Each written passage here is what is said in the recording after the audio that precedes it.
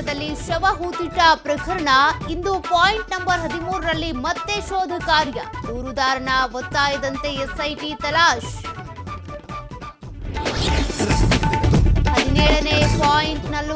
13ನೇ ಪಾಯಿಂಟ್ನಲ್ಲೂ ಸಿಗದಿದ್ರೆ ಕಾರ್ಯಾಚರಣೆ ಸ್ಥಗಿತ. ಸಿಎಲ್ಪಿ ಸಭೆಯಲ್ಲಿ ಸಿಎಂ ಸಿದ್ದರಾಮಯ್ಯ ಹೇಳಿಕೆ. ಯಾರೂ ಭಾವನಾತ್ಮಕ ಹೇಳಿಕೆ ನೀಡಬೇಡಿ ಅಂತ ತಾಕೀತು. ಮುಂದುವರಿದ ಆಶಾ ಕಾರ್ಯಕರ್ತೆಯರ ಅಹೋರಾತ್ರಿ ಧರಣಿ. ಬಾಗಲಕೋಟೆಯ ಡಿಸಿ ಕಚೇರಿ ಎದುರು ಪ್ರತಿಭಟನೆ. ಪುಟ್ಟ ಮಕ್ಕಳ ಜೊತೆ ಕೊರೆಯುವ ಚಳಿಯಲ್ಲೂ ಪ್ರೊಟೆಸ್ಟ್. ಮಾಜಿ ಕ್ರಿಕೆಟಿಗ ಸುರೇಶ್ ರೈನಾಗೆ ಇಡಿ ಶಾಕ್. ಬೆಟ್ಟಿಂಗ್ ಆ್ಯಪ್ ಪ್ರಕರಣ ಸಂಬಂಧ ನೋಟಿಸ್. ಇಂದು ವಿಚಾರಣೆಗೆ ಹಾಜರಾಗುವಂತೆ ಸೂಚನೆ.